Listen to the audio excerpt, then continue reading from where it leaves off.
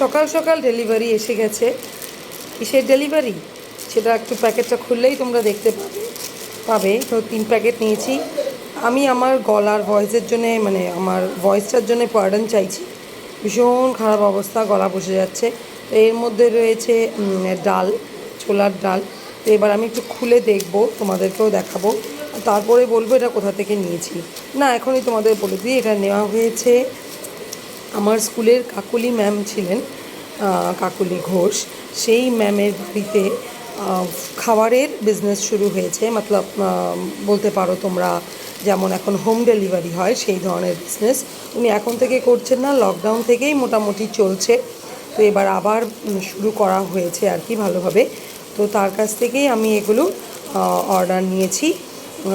আমাকে order confirm করে দিতে হয়েছিল ফ্রাইডে নাইটের মধ্যে। তো এগুলো এসে গেছে মোটামুটি। ফ্রাইডে নাইট হলো, আমি কালকে পেমেন্ট করেছিলাম অনলাইনে। তো আর এই হচ্ছে খাবার, এবার খুলে দেখি। আর টেস্ট নিশ্চয়ই ভালো হবে।